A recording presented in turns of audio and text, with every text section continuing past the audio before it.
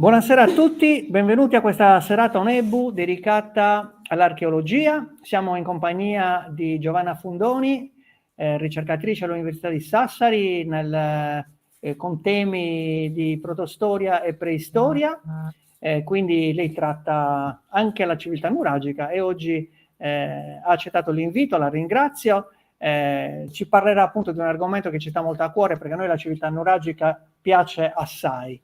Ringrazio naturalmente tutti gli amici dell'Associazione Culturale ONEBU, i presenti che sono intervenuti in sala oggi, tutti coloro che ci seguiranno in differita oppure che ci seguono fuori dalla Sardegna, quindi i circoli dei sardi all'estero. Saluto Gianni Garbati, ad esempio, che so che si riuniscono nella loro sede col circolo di Cnusa dei sardi a Madrid.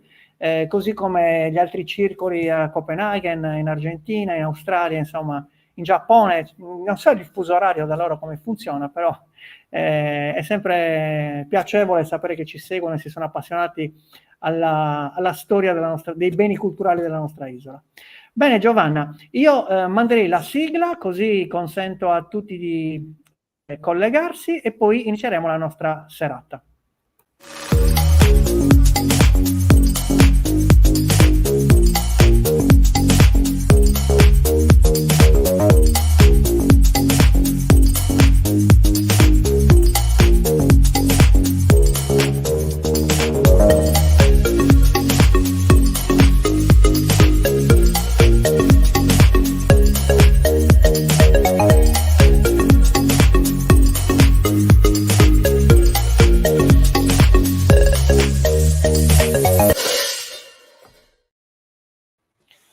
Bene, eccoci collegati. Buongiorno Giovanna, buongiorno Buonasera a tutti.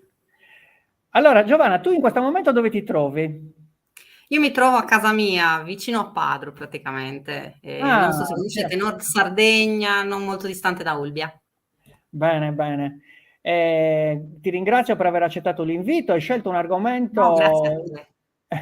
Hai scelto come argomento il pane nel periodo dell'età nuragica, quindi ci parlerai del pane antico. È un argomento che mi incuriosisce moltissimo. Tu svolgi anche dei laboratori con l'Università di Sassari proprio riguardanti l'attività di ricerca sul pane, giusto?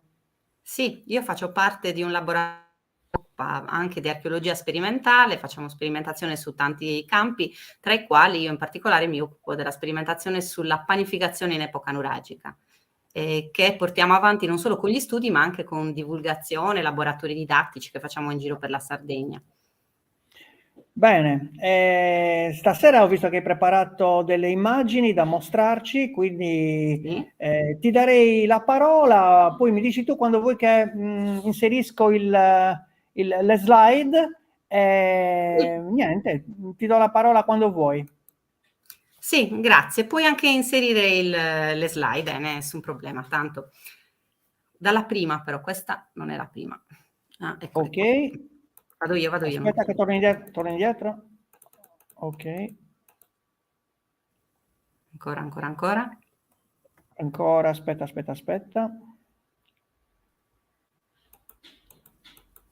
Arriviamo, 7, 6, 5, 4, 3, 2, 1, via. Eccoci qua. Allora, il discorso che faremo oggi sarà qualcosa in cui si parla forse anche poco. Parliamo di Sardegna in epoca nuragica, ma parleremo un po' del pane, di tutto ciò che sappiamo sul pane in epoca nuragica, testimonianze, dati, sperimentazioni. Faccio subito una breve premessa. Parliamo in generale di epoca nuragica. Attualmente c'è una grande discussione sull'uso del termine nuragico riferito alla Sardegna dell'età del bronzo e del ferro. Il discorso è molto ampio, sicuramente non va affrontato in una situazione come questa, ma giusto per chiarire utilizzerò il termine nuragico in generale, come si è sempre fatto in campo divulgativo, riferito alla Sardegna sia dell'età del bronzo che dell'età del ferro. Dove possibile specificherò che stiamo parlando dell'età del bronzo, dell'età del ferro, però in linea di massima se userò il termine nuragico sarà solo per facilitare la comprensione del pubblico a casa. Dunque, io mi sono occupata di studi sul pane nella Sardegna nuragica sia a livello di studio scientifico sulla funzionalità di alcuni vasi, come vedremo dopo, sui tegami che servivano proprio per la preparazione dei pani, ma sia anche a livello di sperimentazione. Con il gruppo di lavoro di cui faccio parte, del laboratorio RIPAM dell'Università di Sassari, facciamo diverse attività di sperimentazione. Una di queste è proprio quella sul pane, sulla panificazione in epoca nuragica. Quindi abbiamo fatto tutto uno studio che si è completato con la sperimentazione attraverso l'uso di tegami, che vedremo dopo, fino ad arrivare proprio alla preparazione, cottura e anche assaggio di pani nuragici.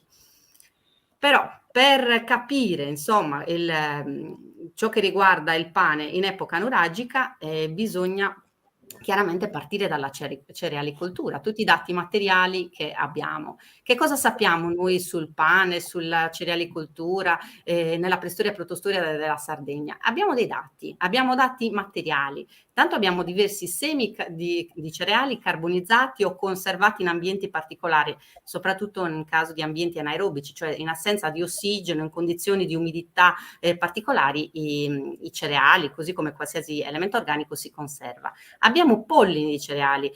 Oggi si fanno diverse analisi anche durante gli scavi archeologici in qualsiasi tipo di indagine archeologica, che permettono di avere molti dati su ciò che era il clima, l'ambiente, ma anche sul tipo di coltivazioni che c'erano all'epoca. E grazie a questo tipo di analisi abbiamo diversi dati sia sulla preistoria che sulla protostoria della Sardegna.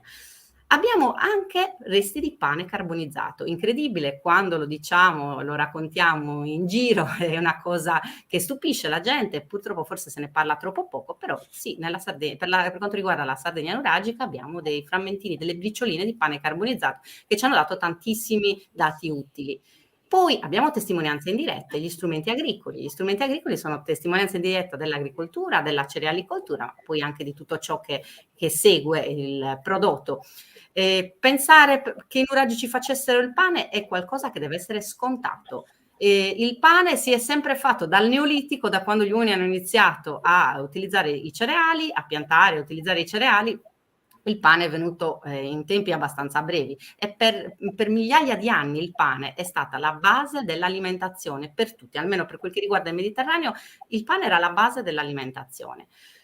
Abbiamo altri tipi di testimonianze, che sono le rappresentazioni di pani e di strumenti legati magari all'agricoltura nei bronzetti figurati che vedremo dopo. Abbiamo diverse rappresentazioni che ci aiutano a ricostruire quelli che erano i pani in uso in epoca nuragica.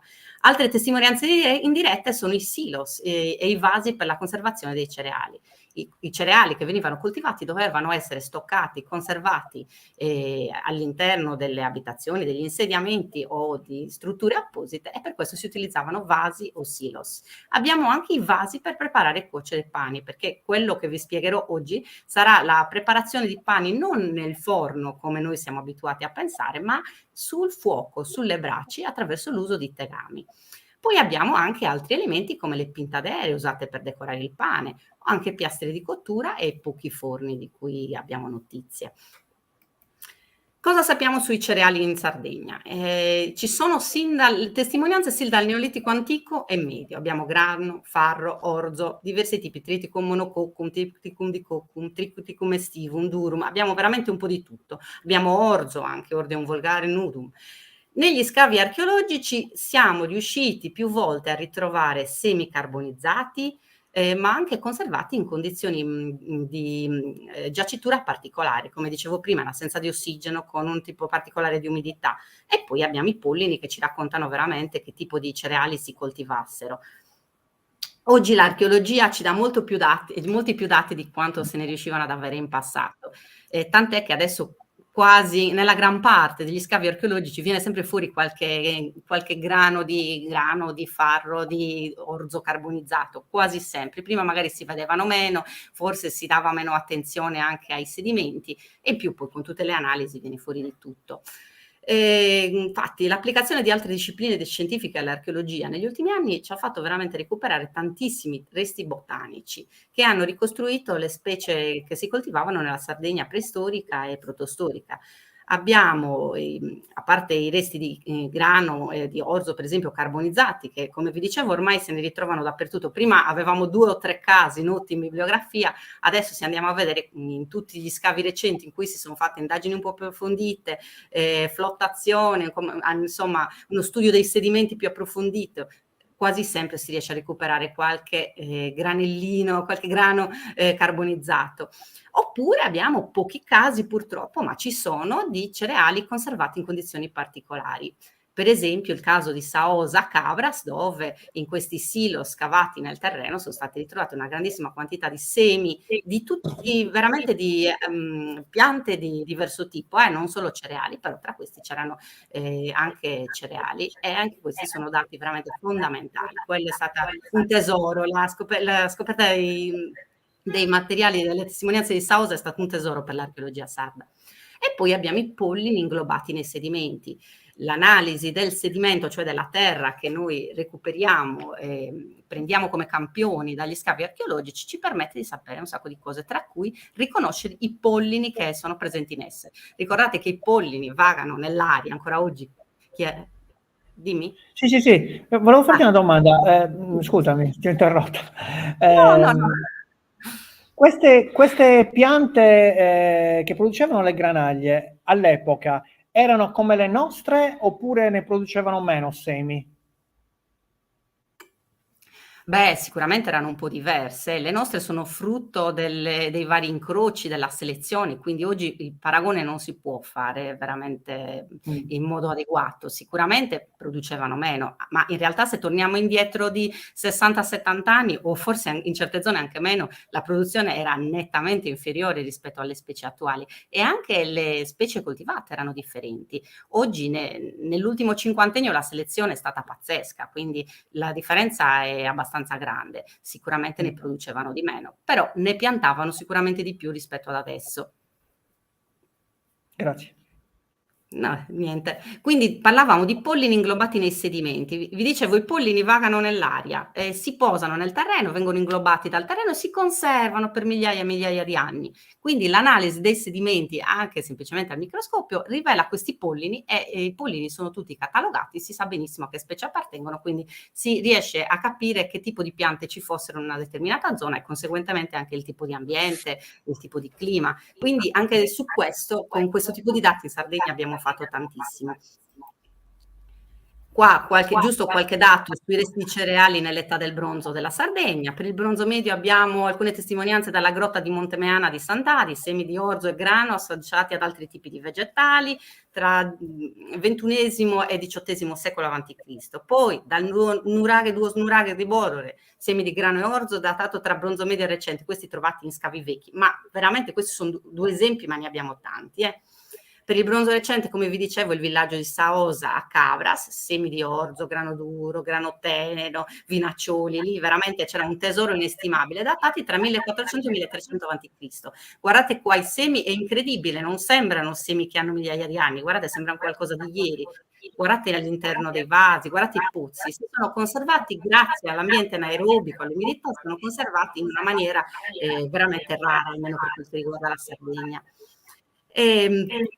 Poi abbiamo altri dati, dal nuraghe a Rubi di Orroli, in una torre del nuraghe abbiamo trovato sia semi di grano che di orzo carbonizzati, ma tutto ciò che riguarda la lavorazione dei prodotti agricoli fino alla panificazione. Lì veramente si dice, tra virgolette, laboratorio della panificazione, ma veramente ci sono delle stanze, degli ambienti in cui si svolgevano tutte le attività legate alla lavorazione dei cereali fino ad arrivare veramente al pane, perché oltre ai cereali carbonizzati abbiamo le macine per macinarli, i tegami, le coppe di cottura per cuocerli e anche le briciole di pane, un briciole di pane non lievitato, carbonizzato, trovato all'interno di un focolare. Quindi un ambiente di produzione datato tra il XIV e il XIII a.C.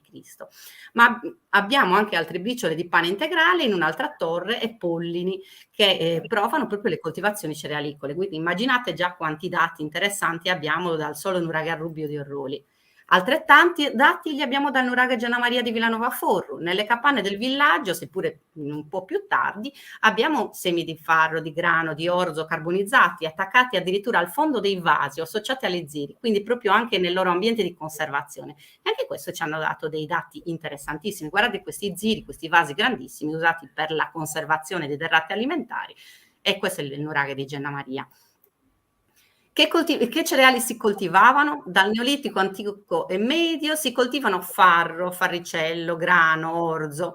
Le specie non sono endemiche, ma furono importate dal Medio Oriente con il pacchetto neolitico, che diciamo, con tutto ciò che arriva in Sardegna nel Neolitico, quindi la domesticazione degli animali, delle piante, la ceramica, tutto ciò che riguarda quel periodo di grande cambiamento per tutto il Mediterraneo. Ecco qua alcune foto dei vasi silos per conservare i cereali, i pozzi di Saosa, guardate che belli, e poi ziri, doli per la conservazione, questi grandi vasi sono veramente grandissimi, alcuni addirittura con chicchi di grano carbonizzati attaccati al fondo, come quelli di nuraghe di Gianna Maria di Villanova Forru. Abbiamo, come dicevo prima, anche testimonianze indirette della coltivazione dei cereali, gli strumenti per lavorare la terra, i resti di aratro, rappresentazioni di attività agricole nei bronzetti, i vasi come abbiamo detto prima, le macine per la molitura dei cereali, tutte testimonianze che ci provano che sicuramente oltre a piantarli li lavoravano prima di consumarli. Tra gli strumenti agricoli abbiamo numerosissime falci e falcetti di tanti tipi. Vedete qua, questi sono in bronzo. Per i periodi precedenti non erano in bronzo, ma con delle piccole lamelle di pietra scheggiata, sfelcia, ossidiana. Invece questi sono quelli un po' più tardi, diciamo in bronzo, ma sono di diverso tipo, quindi immaginate che sicuramente erano anche modalità diverse di etichetta. E poi abbiamo anche parti di aratro, incredibile, quindi trovate da caramelli, sono vomeri di aratro, in questo caso molto interessanti, che ci testimoniano l'uso dell'aratro. Abbiamo poi le rappresentazioni dei buoi, i buoi, la forza animale utilizzata nell'agricoltura, fondamentale per quel che riguarda l'epoca preistorica e protostorica, fondamentale veramente fino all'avvento dei trattori, fino al secolo scorso, ma anche già all'epoca l'uso degli animali come forza da lavoro per i lavori agricoli era importante. Guardate la rappresentazione di buoi aggiogati nelle navicelle, poi stiamo parlando della fine dell'età del bronzo, anzi qua siamo già nell'inizio dell'età del ferro, la presentazione dei buoi addomesticati e più anche in questa navicella sono due coppie di buoi con i carretti che trasportano qualcosa, forse dei cereali. In questo bronzetto qua è molto interessante che oltre alla rappresentazione del bue ha il pane in mano, guardate.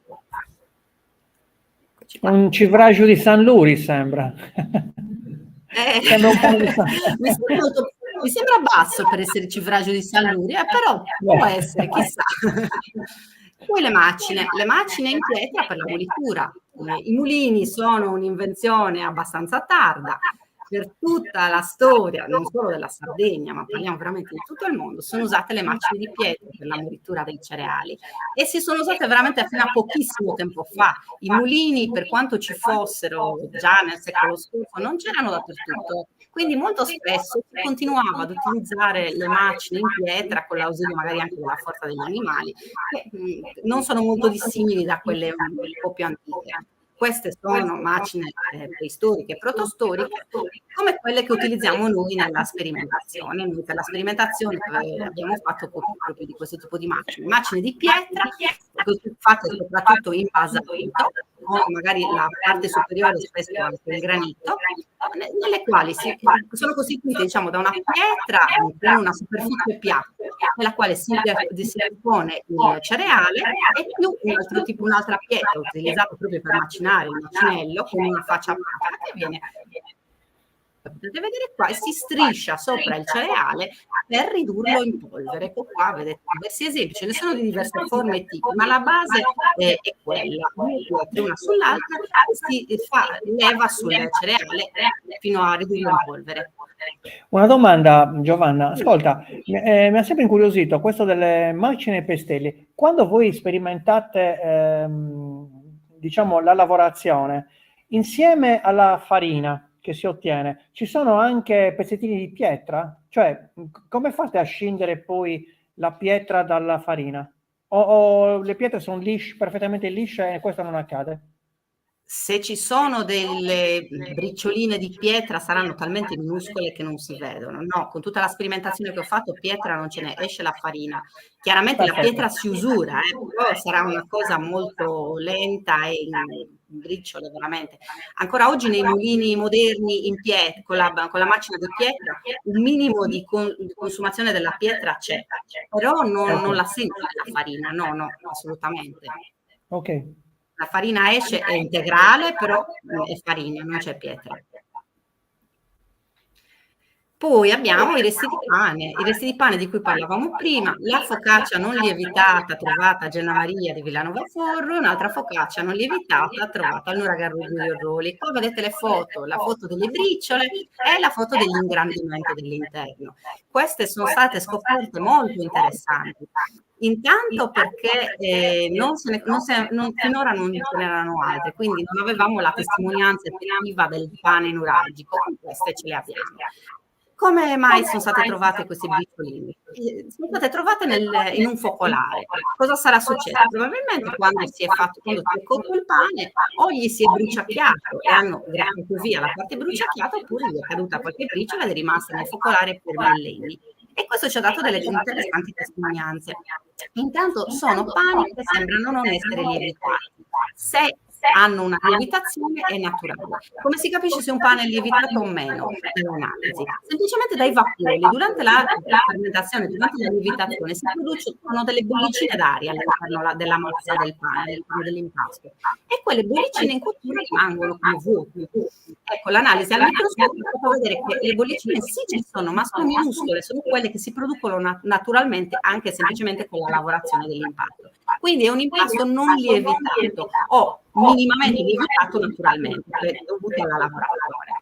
E in alcuni di questi frammenti di focaccia non si è riusciti a risalire al tipo di cereale esatto, perché il macinato, la farina era molto più e non c'erano dei macrolisti, invece le altre risultano essere fatte di grani. In una cioè associate ad alcune briciole di focaccia c'erano vicine, non nello stesso punto, delle ghiande, sempre in un Nuragarrubio di Orroli. Per questo si è ipotizzato per che probabilmente si lavorassero anche le ghiande, si facesse questo tipo di pane di ghiande. Non è improbabile, nella storia della Sardegna si è sempre fatto, finora non è stato trovato, però poi potremo trovare anche questo. Come saranno fatti questi pani? Sicuramente di farina, acqua e sale, niente di più. Poi avranno avuto sicuramente tante altre ricette con altri eventi, poi piano piano chissà se riusciremo a trovare altre testimonianze, il briciolino potremo sapere anche qualche ingrediente in più, però di base farina e sale. Il sale, che ricordo che non si trova, il sale è talmente solubile che non si trova mai, però è veramente impossibile pensare che nel mondo nuragico sia il bronzo che del ferro non si trova del sale.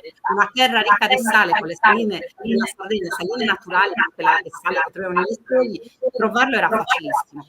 E il sale era fondamentale.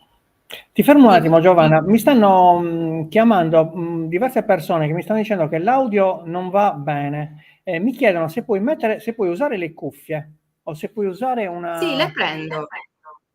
Fai la gentilezza. Datemi un secondo che prendo le cuffie.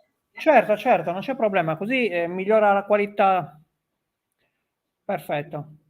Naturalmente noi qua sentiamo benissimo in sala, però mi stanno chiamando diverse persone che hanno avuto del... Sì, l'audio, ecco, c'è il ritorno della voce, quindi vediamo di risolverlo. Addirittura me l'ha comunicato Sara dallo Sri Lanka. Me l'ha comunicato anche Gianni, che ringrazio, da Madrid. Adesso vediamo un po' con Giovanna, insomma, dovrebbe... Sì, l'hanno comunicato dall'estero. Evidentemente i sardi hanno l'effetto eco al contrario incorporato. Qui mettiamo, aspetta, vediamo un po' se Giovanna, ok, sta preparando. Molto interessante questa storia del pane. Sì, bisogna... Sì. No, evidentemente hai visto. Sì, eccola Allora, Giovanna. vediamo un po'. Le prime non funzionavano. Vediamo un po' se riusciamo a far andare queste, dai. Va bene, grazie. Vai pure. Ma si sente riverbero o sono troppo lontana dal Si computer? sente Ditemi l'effetto voi. eco? Adesso va meglio? Ok. Va bene, nel mentre intanto che cerco di sciogliere queste cuffie, qua vi faccio vedere un po' di rappresentazioni di pani e focacce nei bronzetti.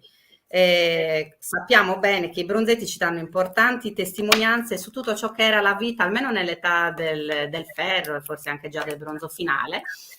Sono una sorta di fotografie di com'era la vita in quel tempo, di come si vestivano, che cosa avevano, che cosa portavano, come erano come era il loro l'abbigliamento, il tipo di cibo, gli animali che rapportavano con gli animali. Ci danno veramente tante testimonianze importanti. E tra queste abbiamo quelle del pane. Non sono pochi i bronzetti rappresentati con dei pani, dei bronzetti di offerenti, ma sono veramente tanti. Mi sentite meglio? Cambia qualcosa? Ecco, adesso dovrei avere le cuffie. Ecco, non so se cambia. Mi sentite? Allora, probabilmente era il mio microfono che stava dando dei disturbi. Io mi disattivo così lascio parlare te da sola. Ecco, va bene. Allora, vi dicevo, ecco qua abbiamo tante rappresentazioni di pani e focacce, bronzetti che offrono, i cosiddetti offerenti, bronzetti depositati in luoghi sacri della Sardegna nuragica, ritrovati in templi, in santuari, alcuni purtroppo ritrovati in collezioni private, comunque che sono rappresentati nell'atto di offrire qualcosa. E che cos'è questo qualcosa che hanno in mano? Pani, sembrano essere pani, guardate, sembrano quasi delle torte. Ne abbiamo diversi, questi che ho messo in diapositiva sono tutti un po' rigonfi, sembrano quasi delle torte, probabilmente sono dei pani lievitati. Guardate le forme, sono un po' rialzate, pani lievitati, potrebbero essere anche con qualche tipo di ripieno, però sono abbastanza precisi nella rappresentazione, vogliono farci vedere che è qualcosa che deve assolutamente rimanere gonfio. Piatto nella base, quindi sono stati interpretati più volte come pani. Poi ne abbiamo altri, ecco qua. Qua ne abbiamo altri di diverso tipo, ne abbiamo alcuni piatti come questi che hanno questi bronzetti qua, ma ne abbiamo anche alcuni particolari. Queste sembrano delle ciambelline, delle frittelline, però probabilmente potrebbero essere anche questi dei pani. Non so se conoscete, in alcune zone della Sardegna orientale, magari soprattutto in Baronia, ma in diverse zone, per Sant'Antonio si fanno dei pani a ciambelline proprio così circolari. Qualcuno ci mette la sava, qualcuno li fa normali, quindi perché no, anche questi potrebbero essere pani. Perché rappresentare questi bronzetti che offrono del pane? Perché dare tutta questa importanza al pane? Sempre che sia pane, chiaramente sono delle ipotesi. Perché il pane nell'antichità era una cosa fondamentale, intanto era la base principale dell'alimentazione di tutti. Non pensate che si mangiasse carne tutti i giorni o si mangiasse chissà che. L'alimentazione era sicuramente di base, basata sui cereali e sugli ortaggi, frutta, elementi vegetali. La carne si mangiava, ma sicuramente in dosi molto inferiori a quello che noi possiamo pensare. Il pane era importante perché intanto si riesce ad avere facilmente. Se tu coltivi il grano, coltivi i cereali, il pane non è complicato da fare. Il pane ti dà energia, è una risorsa fondamentale per l'alimentazione, la puoi avere sempre, invece la carne non è sempre che riesci ad averla, dipende se allevi l'animale, ci sono comunque dei periodi in cui puoi macellare l'animale. Non immaginate che mangiassero gli animali giovani, li mangiavano tra virgolette a fine carriera, quando l'animale era vecchio non poteva più produrre lana, latte, quello che era. Quindi la base dell'alimentazione era il pane.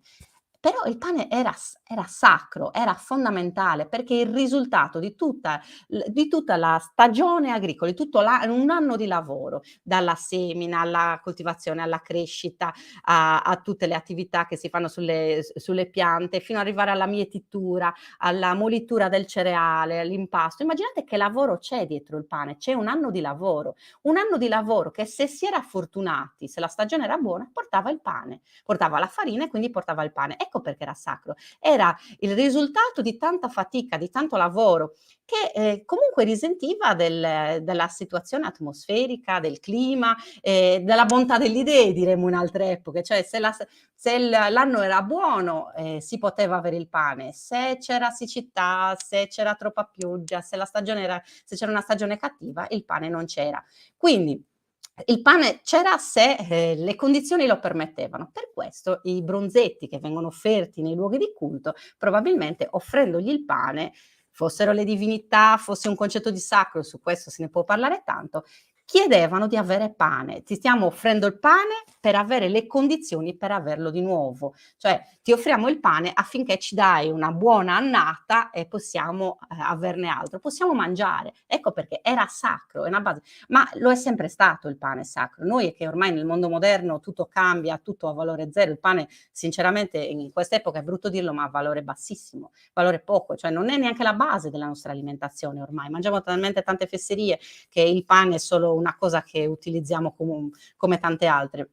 Ma fino alla generazione dei nostri nonni il pane era la base e loro sapevano il valore, tant'è che anche nella Sardegna recente tutte le festività religiose avevano dei pani abbinati, dei pani che comunque non vengono offerti come venivano offerti all'epoca dei nuraghi o anche prima, ma comunque vengono conservati, portati in processione o consumati in determinate occasioni, segno che questa cosa è rimasta molto radicata nella tradizione sarda e in una tradizione chiaramente di base agropastorale che risentiva di tutto quello di cui stavo parlando prima e che quindi teneva in grande considerazione il pane. Poi tanti di voi avranno 1000 aneddoti, 1000 racconti dei nonni sul pane che non si deve mettere male, il pane che anche se cade per terra non si deve mai buttare, che si soffia. Ecco, tutto questo per farci capire che anche se noi oggi tutto questo, da questo ne siamo abbastanza lontani, fino a non moltissimo tempo fa il pane era veramente sacro e per questo figuratevi se non lo era in epoca nuragica. Tanto che lo offrivano, viene rappresentato. Ma abbiamo rappresentazioni di pani di diverso tipo. Questi piatti che vedete qua, a mio parere, sono pani non lievitati come quelli che abbiamo sperimentato noi. Vedete che sembrano dei piatti vuoti, in realtà sono delle focacce molto sottili, cioè molto sottili, comunque basse, mentre quelli che abbiamo visto nella slide precedente sono un'altra cosa, guardate che sono rigonfi. Questi ricordano il civragio di cui stava parlando Pierluigi, comunque tanti i pani del sud Sardegna, mentre del nord Sardegna siamo più orientati verso questo, non parlo solo di Carasau, ma d'Esagozzula o Cogone, quello che si dice in tante zone del nord Sardegna, che sono dei pani un po' più bassi. Altre testimonianze indirette della panificazione sono i tegami e le teglie. Questi vasi e le coppe di cottura anche. Questi vasi sono i più diffusi in assoluto nelle prime fasi dell'epoca nuragica, cioè nel bronzo medio e bronzo recente la stragrande maggioranza di vasi che troviamo negli scavi archeologici sono tegami e teglie.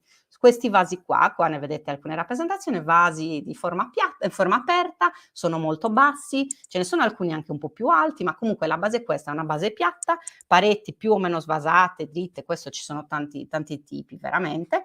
Comunque è un vaso aperto, sembra proprio una teglia, diremmo noi oggi, tant'è che sono distinti tra tegami e teglie in base all'altezza ai rapporti tra la base e le pareti, insomma, questi sono tutti dettagli tecnici. Ma anche le coppe di cottura. Le coppe di cottura è essenzialmente un tegame al contrario, un coperchio. È molto interessante l'uso. Perché li ricolleghiamo al pane? Intanto per gli studi, per la sperimentazione, ma perché è un forno preistorico, non usato soltanto in Sardegna. E se andiamo a vedere nel Medio Oriente, in Egitto, già dall'età del bronzo, ma addirittura in alcuni casi anche dal Neolitico, ci sono posti in cui l'idea del cuocere del pane nel vaso di terracotta è la base. Probabilmente un po' dappertutto nel Neolitico, prima che si inventassero i forni, il pane veniva cotto nella brace direttamente, nella cenere oppure in vasi di terracotta. Sono vasi che possono essere posizionati sulle braci, su un fuoco di braci e ci si mette il pane sopra e si lascia andare. Questi i tegami e le teglie. La coppa di cottura invece funziona in maniera diversa perché non si sfrutta l'interno, ma si sfrutta lo spazio sotto, la base, è un coperchio. Non so se avete presente quei fornetti che si usavano molto fino agli anni '80, credo, poi sono un po' spariti. Li facevano di metallo. Mia nonna lo chiamava sofurru franco, il forno franco. Era un forno, una specie di pentola al contrario, di metallo, che si metteva sul fuoco e dentro ci si cuoceva la torta, ci si cuocevano le focacce, tante cose. E il funzionamento della coppa di cottura è essenzialmente lo stesso, anche se ci sono diverse sperimentazioni in base al tipo di coppa. Si usavano probabilmente, sulle piastre di cottura. Forse ho messo una diapositiva, eccole qua. Purtroppo non si vede benissimo, ma ve la spiego. Sono degli strati, delle piastre proprio di argilla, fatte sul terreno, che si ritrovano all'interno di strutture, ma anche all'esterno tante volte, che venivano utilizzate come base per cuocere gli alimenti. Come funzionava? L'argilla si faceva riscaldare con delle braci, si faceva o il fuoco sopra o ci si posavano direttamente le braci, probabilmente si portavano le braci, si faceva riscaldare per bene, si toglievano le braci, ci si cuoceva qualcosa sopra, come una piastra.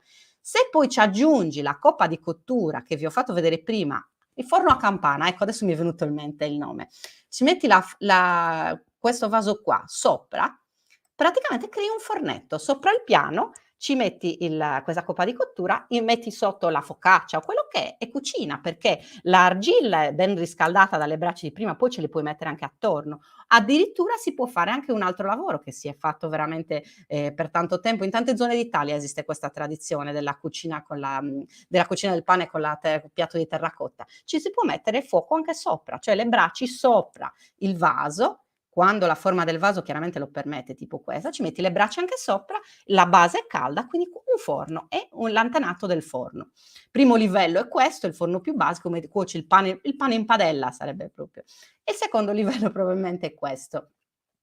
E questo sono dei preforni, perché la verità è che forni per pane di epoca nuragica ne abbiamo veramente scarsissimi. Nell'età del bronzo ne abbiamo quasi niente. Quelli che conosciamo son quasi tutti del bronzo finale, età del ferro. Mi viene in mente l'esempio di Arzachena, la Prigiona, sono del bronzo finale. Ce ne sono diversi altri, ce n'è a Barumini, ma la maggior parte di quelli che si conoscono sono già del bronzo finale e dell'età del ferro. Non dico che non ci fossero, probabilmente ce li avevano già, però probabilmente non erano così diffusi, non c'erano dappertutto. Si usavano prevalentemente questi metodi per la cottura del pane: la piastra di cottura, la coppa di cottura e il tegame. Il tegame in assoluto. Vi ripeto, dappertutto troviamo tegame, ne troviamo grandissime quantità, probabilmente a furia di usarli si rompevano, quindi ne facevano continuamente. Ma molto interessante dirvi che non li troviamo soltanto all'interno degli insediamenti, quindi dove si viveva, dove si mangiava, li troviamo anche in contesti sacri, in contesti di culto, nelle tombe di giganti. Uno dei vasi, anzi diciamo il vaso più comune nelle tombe di giganti è sempre il tegame. Chissà come mai nell'esedra, nello spazio di fronte alla tomba di gigante dove si svolgevano i culti, dove si svolgevano i funerali, troviamo quasi sempre frammenti di tegami. Probabilmente si utilizzavano durante queste cerimonie funebri, cerimonie anche legate al culto degli antenati, e probabilmente si offriva del pane anche con il vaso stesso. Ma in alcune zone della Sardegna i tegami iniziano a scomparire dalla fine del bronzo recente. Nel sud Sardegna, centro-sud Sardegna, iniziamo a trovarne pochissimi dopo il bronzo recente, mentre in Gallura, in tutto il nord Sardegna, rimangono fino all'età del ferro. Veramente si continuano a ritrovare nell'età del ferro e li troviamo anche in contesti sacri, li troviamo in aree di culto, pozzi sacri, fonti, altri tipi di tempio, quindi continuano a essere utilizzate fino a tempi più tardi. Abbiamo anche le spiane, questi piatti potremmo dire di terracotta, dei dischi sui quali molto spesso decorati con delle bellissime decorazioni, sui quali probabilmente si metteva con le stesse utilità la focaccia o per cuocerla o per lavorarla per decorarla, però sicuramente anche questa è legata al pane. Tra l'altro la cosa interessante sia nelle spiane sia nei tegami, quando sono decorati, se poggiate la focaccia morbida sopra, la decorazione si imprime al pane, quindi quando cuoci il pane ti esce già bello decorato. Abbiamo anche un'altra cosa interessante che sono le pintadere, questi dischi di terracotta, alcuni con manico, alcuni senza manico, che venivano utilizzati per decorare qualcosa. Ora si discute tanto, non tutti sono d'accordo che si utilizzassero per decorare pani, ci sono tante ipotesi, c'è chi parla veramente delle più svariate ipotesi.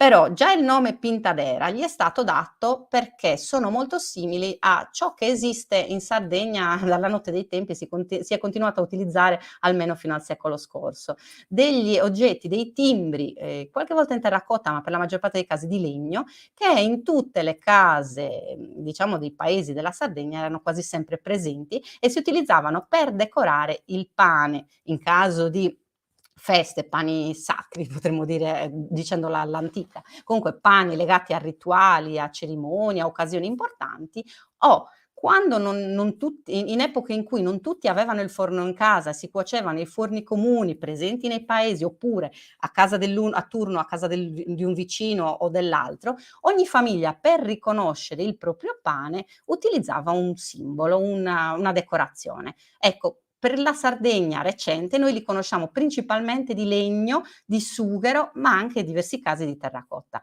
Io ricordo mia nonna ce li aveva di sughero, i miei nonni erano di Budusò, a Budusò il sughero era abbastanza presente, mia nonna aveva due timbri di sughero, uno c'era un quadrato con un altro quadrato all'interno, in un altro c'era un fiorellino, e li utilizzava quando faceva magari il pane con delle vicine, con la sorella, non solo per decorare, proprio per distinguere il pane dell'uno dal pane dell'altro.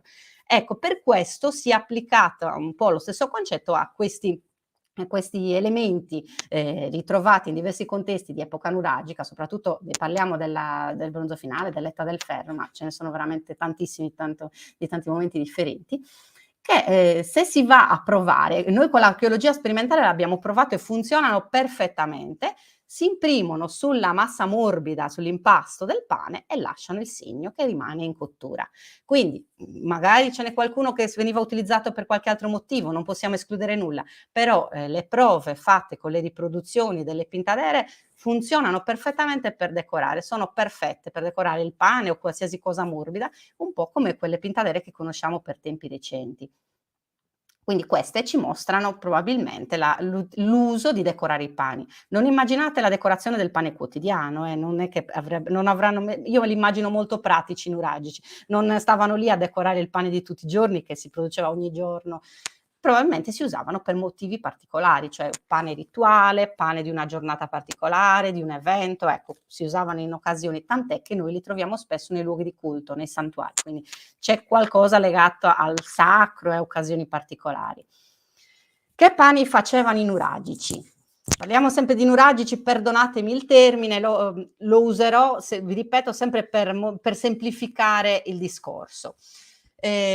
Sia nella Sardegna del bronzo che nella Sardegna del ferro sicuramente si facevano focacce non lievitate, come abbiamo visto le tracce, le testimonianze di pane che abbiamo, ma non possiamo assolutamente escludere che facessero pani lievitati. È abbastanza scontato che in qualche modo fossero arrivati alla lievitazione. Ci si arriva anche naturalmente dimenticando il pezzettino di pane, figuriamoci se non conoscevano la lievitazione. Probabilmente il pane più comune era il pane non lievitato, però sicuramente utilizzavano anche quello lievitato. Poi dipenderà dal momento. Finora non abbiamo dati per stabilire quale fosse la proporzione e ancora non abbiamo trovato briciole di pane lievitato. Piano piano questo lo scopriremo. Sui pani decorati ve l'ho già detto prima, che sicuramente erano legati a occasioni particolari. Che pane facevano? Sulla base dei dati che abbiamo, focacce semplici, che potevano essere cotte nei vasi, sulle braci, sulla cenere, sulle piastre di cottura e poi chissà, sicuramente anche nei forni. Per i pochi dati che abbiamo, almeno nelle zone nei siti dove li conosciamo, sicuramente li utilizzavano. Però mi piace sempre fare esempi legati alla Sardegna un po' più recente, per quanto non sia estremamente corretto, ma la Sardegna è sempre stata una terra molto conservatrice nelle tradizioni, quindi tante cose veramente sono durate migliaia e migliaia di anni.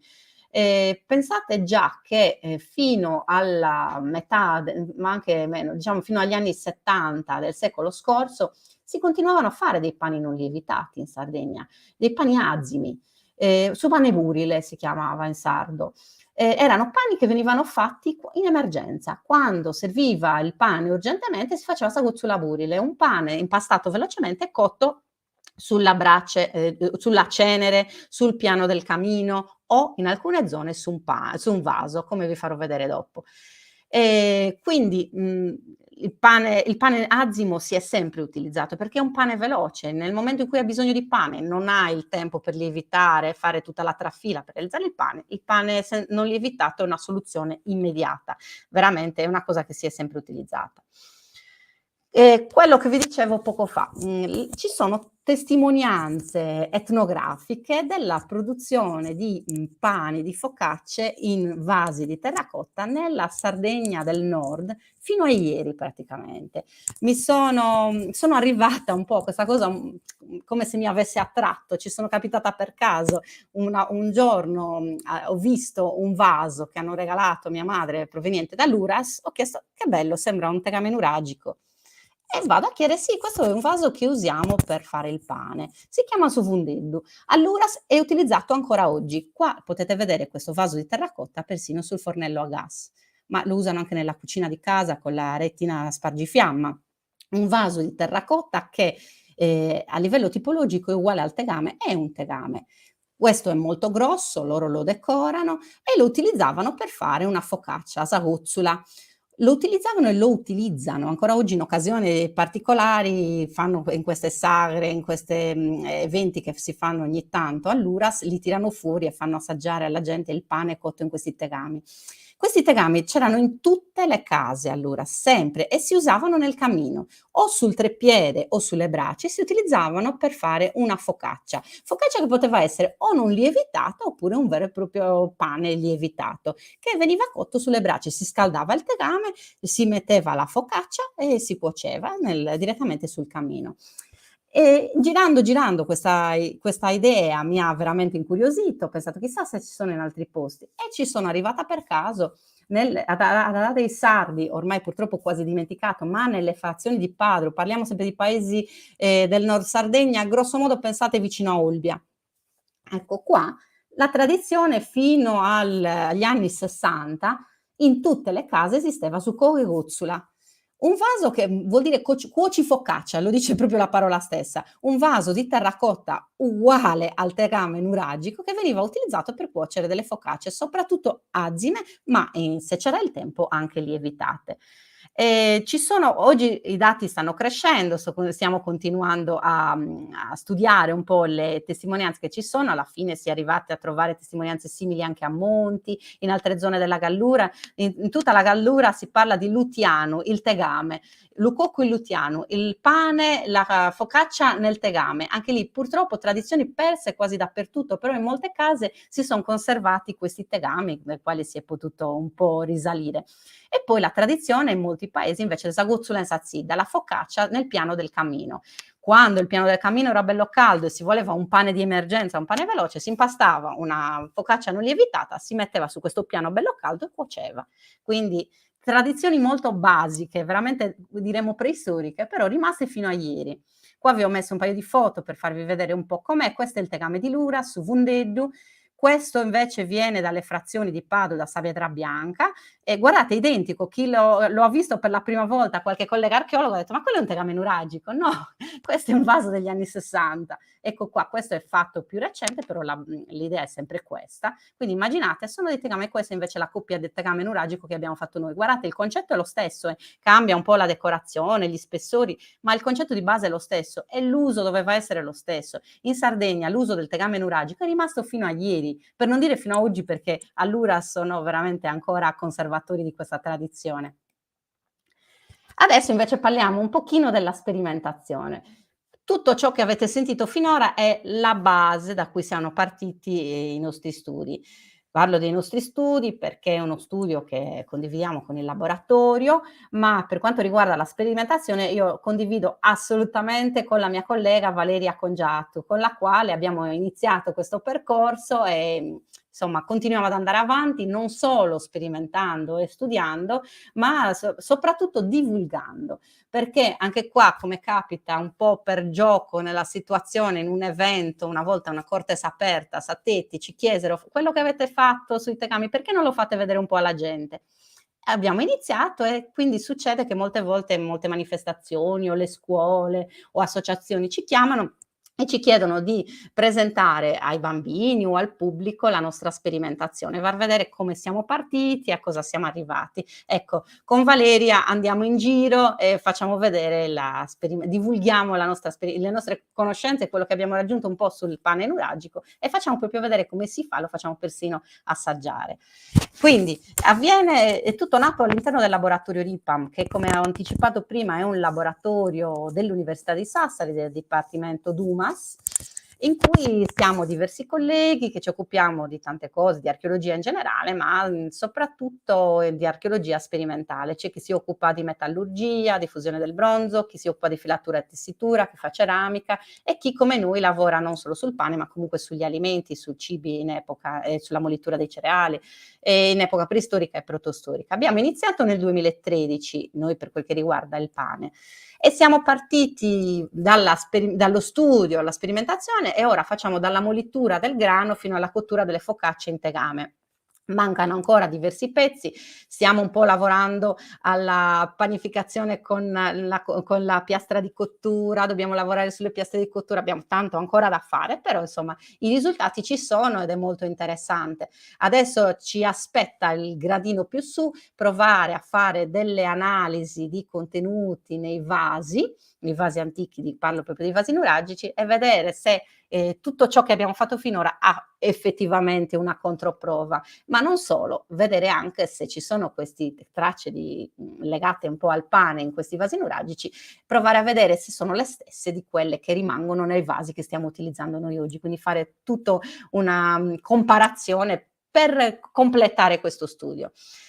Questo studio è legato ai materiali, ma c'è molto lavoro fisico, sperimentazione. Abbiamo provato, riprovato diversi tipi di impasti, impasto morbido, impasto più duro, cottura, riscaldare il tegame, oppure metterlo freddo. Ci siamo resi conto che le condizioni atmosferiche influenzano tantissimo la cottura del pane, quindi è un lavoro veramente che ci ha fatto capire che era una conoscenza che doveva essere sicuramente tramandata di generazione in generazione, ma che non considerava soltanto il saper fare il pane o il saper macinare il grano, ma dovevi conoscere tutta una serie di fattori influenzanti, per esempio la temperatura, la regolazione del fuoco, se è meglio usare un treppiede o è meglio farlo direttamente sulla brace, se c'è vento come fai. E devo dire che mi ha aiutato molto anche il confronto etnografico, perché intervistando un po' i più anziani che conoscevano la tradizione di cui vi parlavo prima, abbiamo visto che si utilizzava anche all'aperto in estate, il kogegozula di cui vi parlavo prima, si utilizzava soprattutto questi qua. In estate, quando non si voleva accendere il forno per via del caldo, c'erano quasi sempre dei focolari esterni ben protetti da muri, chiaramente perché avevano paura anche loro degli incendi, e si cuoceva fuori. Molte volte in campagna, quando soprattutto chi faceva transumanza, lo usavano anche d'inverno e mi raccontavano: no, col freddo, con le temperature basse o col vento bisogna coprirlo, bisogna utilizzare certi espedienti. Quindi veramente abbiamo lavorato su tanti fronti e abbiamo unito lo studio scientifico, la sperimentazione, ma anche la didattica e la divulgazione, perché ci siamo resi conto che il discorso interessava tantissimo il pubblico. Quando ci vedevano chiedevano, e quando ci vedono chiedono tantissimo, e non solo chiedono, vogliono partecipare. Quindi è finita che i nostri laboratori sono interattivi, i bambini si fiondano tutti quanti, vogliono impastare, macinare il grano, vogliono fare tutto quanto. E gli adulti altrettanto, non pensate che gli adulti, anzi, forse molte volte, soprattutto per la molitura del cereale, vogliono provare anche loro. E quindi si riesce in questo modo anche a sensibilizzare i bambini, i giovani, le persone verso la conoscenza della preistoria e protostoria della Sardegna, ma nel discorso si riesce a lasciare qualcosa proprio della storia nelle persone, perché un conto è leggere la storia, studiarla sui libri, magari nessuno se non una persona interessata si metterebbe a cercare qualcosa sul pane in epoca nuragica. Mentre se lo vedi ti viene la curiosità e allora chiedi, fai domande, memorizzi, e quindi è un discorso, a me piace molto perché è una grande possibilità di divulgazione anche questa. E con Valeria ci mettiamo veramente anima e corpo, perché è anche faticoso e non pensatelo solo bello. Vi faccio vedere un po' di immagini di come facciamo. Ecco, queste sono le immagini relative alla mollitura del grano, le riproduzioni di macine e di macinelli che abbiamo, copiate dagli originali. Ecco qua, come facciamo la mollitura? Si mette il grano sulla macina e si striscia il macinello sopra finché non si polverizza. La mollitura dei cereali è bellissima perché dà subito soddisfazione. Uno lo immagina difficilissimo, in realtà ci vuole sì tecnica, ma basta poco che riesci ad avere subito la tua farina integrale, poi piano vedi, se ci prendi mano e metti la forza giusta hai subito la farina. Sicuramente noi non riusciamo ancora a produrre la farina che producevano i nuragici quando erano persone abituate, quindi velocissimi, avevano le tecniche, però insomma pian piano abbiamo raggiunto un buon livello. Abbiamo imparato a conoscere l'uso di diverse pietre, il granito è più utile in un certo momento, il pestello e il macinello diversi all'inizio per pestare i chicchi in modo che non ti scivolino via. Se usi il macinello di granito di un certo tipo ti va meglio. L'inclinazione della macina, guardate questa macina qua che ha questa forma. La forma era studiata appositamente per l'uso, non è che gli piacesse farle così. Questo tipo di forma voi la mettete, ecco qua, vedete qua la posizione, la metti tra le ginocchia, la fermi tra le ginocchia ed è comoda da usare. In quel modo non ti scappa la macina e riesci a macinare senza che ti scappi o che sia scomodo. Poi metti il fazzoletto o un sacco, chissà che cosa utilizzavano sotto e raccogli la farina. Chiaramente una farina integrale. Noi non sappiamo se poi cercassero di avere una farina più fine, non sono stati trovati dei filtri come abbiamo noi oggi, ma è abbastanza probabile che per certe situazioni ce le avessero, magari fatti nelle venti vegetali finissimi. Cioè, immaginate che tantissimo tempo fa si usavano di giunchi, di elementi vegetali di fiume, di cannucce molto sottili, o addirittura quelli di seta, quindi immagino che anche all'epoca dei nuraghi e anche dopo avranno avuto qualche tipo di elemento vegetale che serviva per separare magari le parti più grosse dalle parti più fini. Qua vi faccio vedere la passione dei bambini che vogliono provare tutti, per quanto sia per loro un po' faticoso, lo fanno molto volentieri, e questo ci prova che era un lavoro che potevano fare da bambini. Infatti io dico sempre, quando abbiamo bambini, dico alla vostra età stavano tutti già lavorando, questo è un lavoro che facevano così ogni giorno, perché il pane si faceva sicuramente, la farina si macinava tutti i giorni, non immaginate che la immagazzinassero in sacchi come siamo abituati a pensare noi. La farina immagazzinata così è molto a rischio umidità, rischio insetti. Loro conservavano il grano, la farina la facevano di volta in volta. Poi l'impasto. Allora, per l'impasto noi usiamo farina, acqua e sale. Abbiamo fatto anche degli esperimenti con ciò che sappiamo che era presente in epoca nuragica, l'uva passa per esempio, i fichi sappiamo che c'erano perché abbiamo diversi testimonianze per esempio da Saosa, abbiamo fatto degli impasti e sono dei pani dolci, se ci aggiungi anche un po' di miele esce veramente un pane dolce. Abbiamo usato molto spesso dei vasi di legno, dei piatti di legno, perché intanto ancora non conosciamo quali fossero i vasi adatti per l'impasto, probabilmente erano o gli scodelloni o dei tegami più alti, ci stiamo lavorando anche su quello, però in mancanza di quello abbiamo trovato dei piatti antichi sardi di legno e devo dire che si prestano abbastanza. Immaginate che il legno ce l'avevano, è assolutamente facile pensare che lo utilizzassero, che avessero stoviglie di legno per tantissime cose. Poi l'impasto viene steso come fa una normale focaccia, come fate per la pizza. Noi abbiamo anche qua utilizziamo dei piatti di legno per stenderlo, ma anche lì si potevano utilizzare veramente tutto ciò che avevano, e anzi è abbastanza scontato che avessero dei taglieri di legno. E poi si può cuocere il pane così com'è o si può decorare. Lo facciamo spesso vedere l'uso della pintadera per decorare, ma anche l'uso di elementi molto semplici che troviamo tutti i giorni, il bastoncino, lo stecco. Con lo stecco puoi fare mille cose, dai spazio alla fantasia, chissà quanto l'avranno fatto. La canna, con una piccola canna fai dei buchetti, un po' come quelli che troviamo sui vasi, veramente si dà grande spazio alla fantasia. Abbiamo riproduzioni di pintadere, quindi queste sono un po' di prove che si son fatte con l'uso di cose molto semplici. Poi c'è chi anche quando facciamo provare le persone che partecipano ai nostri lavoratori, c'è veramente chi è un artista, si vede il tocco dell'artista, anche le forme, come mettono le pintadere, come fanno i taglietti, si riescono a ottenere degli effetti incredibili. Noi chiaramente non sappiamo se facessero così, queste son tutte un po' prove che si fanno, però è probabile che avessero grande fantasia anche nelle decorazioni. Dai bronzetti purtroppo non si vede bene il dettaglio delle decorazioni. Quello che si vede sono dei taglietti come questi. In quei bronzetti alti che vi ho fatto vedere prima c'erano delle linee come queste. Purtroppo non ho la fotografia, ma c'è anche un bronzetto, un offerente che ha un pane dal Museo Archeologico di Nuoro, che ha un pane decorato con dei tagli, ma ce ne sono tanti altri che sembrano tagliati a spicchi. In realtà hanno proprio delle decorazioni fatte con degli stecchi che vengono impressi. In alcuni addirittura ci sono i punti, chissà, mi piacerebbe immaginare che fossero queste cannucce che abbiamo provato a usare noi, tante cose. E poi la cottura. La focaccia fatta viene messa sul tegame. Queste sono le nostre riproduzioni di tegami nuragici fatte con tecnica nuragica, che si scalda sul fuoco sulle braci, si mette sopra e si fa cuocere.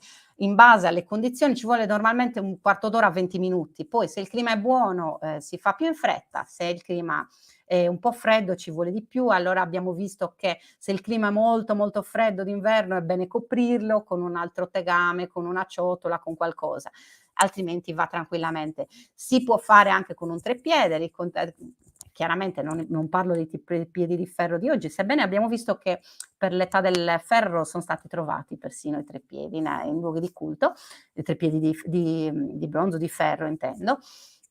Ma invece con quegli alari, insomma spesso vengono definiti alari di epoca nuragica, quei sostegni di terracotta che abbiamo ritrovato in diversi contesti nuragici, si può fare tranquillamente, sebbene forse sono più adatti, almeno per le prove che abbiamo fatto noi, sono più adatti a vasi chiusi. Comunque si può fare, è che la cottura avviene meglio poggiata direttamente sulle braci. Ecco qua abbiamo diversi tegami, qua questo è un altro, questo è invece la controprova, diciamo, il tegame, la coppia del tegame nuragico e il tegame delle frazioni di Padru, e il risultato è uscito uguale, identico. Abbiamo fatto persino le prove sfruttando le anse dei tegami, infilando dei bastoni per sollevarlo, e funziona. L'unica cosa è che a lungo andare le anse si deteriorano e quindi si staccano. Ecco perché negli scavi archeologici troviamo molto spesso le anse così. E niente, il tegame non è infinito, dopo un tot di usi inizia a deteriorarsi e diventa più fragile e si rompe. Ecco perché ne troviamo tantissimi negli scavi archeologici, perché li rifacevano continuamente. Non è un vaso da artigiano specializzato, ma è un vaso che sicuramente sapevano fare, non dico tutti, ma quasi. Riprendendo il confronto etnografico, quei posti in cui si continuavano a fare fino a non molto tempo fa, in quasi tutte le famiglie c'era uno che lo sapeva fare, c'era uno che sapeva lavorare l'argilla, sapeva fare questi e persino le pentole, quindi ci immaginiamo che in epoca nuragica doveva essere lo stesso. E niente, siamo arrivati alla conclusione. Qua è quando le tagliamo e lo facciamo assaggiare, che è sempre una gran festa, tutti quanti, è buonissimo, è buonissimo. Non è buonissimo, è un pane accettabile, se c'è fame è pure buonissimo, però si vede che è un pane, è una focaccia, è un qualcosa che si può mangiare. Era sicuramente un alimento perfetto, anche dietetico direi. La mia collega Valeria Congiato, che lei è l'esperta in taglio, distribuzione, lei si occupa di tutte le fasi finali. E niente, ecco qua. Vi ringrazio tanto, ringrazio Pierluigi per avermi ospitato. Se ci sono domande io sono a disposizione.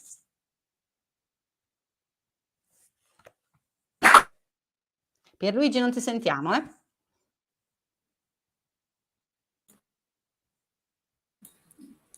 Ecco qua, avevo staccato il microfono perché c'era il ritorno, l'effetto eco, quindi non ti ho interrotto anche per questo. Grazie Giovanna, è stata una bellissima passeggiata che ci ha fatto conoscere, anzi mi ha fatto riflettere su un fatto. Molte volte si parla di identità sarda. Bene, ho visto che ciò che si faceva in epoca nuragica si fa ancora oggi, quindi questa identità sarda esiste. Ti chiedo a questo proposito, avete provato a fare un confronto con i materiali e con i pani che si fanno al di fuori dalla Sardegna? Cioè è la Sardegna particolare sul pane oppure è un alimento diffuso un po' dappertutto con gli stessi metodi che si usano da noi? È un discorso molto, molto ampio, e l'ambito è ampio. In realtà è il pane che c'è in tutto il Mediterraneo. In quasi tutto il Mediterraneo troverai un pane cotto sulla cenere, cotto sul focolare, cotto in un vaso. In Italia, anche in tutta la penisola italiana ci sono i testi i pani, le focacce cotte nei testi, le piadine cotte in forme di terracotta, ma veramente i vasi di terracotta utilizzati per fare delle focacce o delle piadine o delle crêpe in Italia sono tantissimi, e ce n'è qualcuno che è più tardo, qualcuno che è più antico, quindi una tradizione che un po' in tutto il Mediterraneo c'è sempre stata. Lo dicevo prima all'inizio, sì, nel Medio Oriente, Siria, Libano, ma anche in Egitto ci sono tantissime testimonianze di vasi identici ai tegami, identici. Alcuni addirittura hanno delle decorazioni che ricordano molto quelle che troviamo nella Sardegna del bronzo o del ferro. Vasi che in alcune zone del Medio Oriente quindi proprio è qualcosa di conosciuto dappertutto. No, non è una cosa tipica solo della Sardegna. In Sardegna ha resistito fino ad oggi, questo è, e sicuramente abbiamo tantissime testimonianze per quel che riguarda la fase protostorica. In altre zone o non c'è o si è perso o c'è stata solo in certi momenti, mentre sì, i posti in cui abbiamo più similitudini sono il Medio Oriente e alcune zone dell'Egitto. Bene, Giovanna, grazie ancora per questa bellissima conferenza, una conferenza atipica perché normalmente noi parliamo di reperti ma non c'è il legame con la realtà, invece in questo caso abbiamo fatto un discorso inverso, siamo partiti dalla realtà che è il pane quotidiano e abbiamo scoperto che l'archeologia insieme alle altre discipline che vi aiutano è ciò che serve per insomma, vivere la quotidianità conoscendo da dove arriviamo. Invece volevo fare una puntualizzazione sull'archeosperimentazione. Io l'ho provata in ambito metallurgico, ma vedo che anche nel vostro caso, con le ceramiche in pratica, serve proprio per migliorare anche la ricerca. Cioè voi avete scoperto delle cose sperimentandole che magari prima ignoravate, o sbaglio? Sì. E che non puoi arrivarci in altro modo. Dai materiali non puoi arrivare a capire l'influenza dei fenomeni atmosferici, della temperatura, di tante cose, ci arrivi soltanto sperimentando. Ok, bene, io devo disattivare e attivare il microfono ed è una Sì, cosa abbastanza certo. laboriosa. Va bene, grazie Giovanna, io ti ringrazio ancora, ringrazio tutti coloro che ci hanno ascoltato e hanno partecipato a questa serata, do appuntamento a tutti con l'Associazione Culturale UNEBU e con l'archeologia a venerdì prossimo, dovrebbe esserci l'archeologa Angela Antona, speriamo che riesca a accettare l'invito, mi aveva detto che aveva qualche problema, però probabilmente sarà proprio lei. Quindi un caro saluto a tutti, anche a quelli che ci vedranno in registrata e mandiamo la sigla.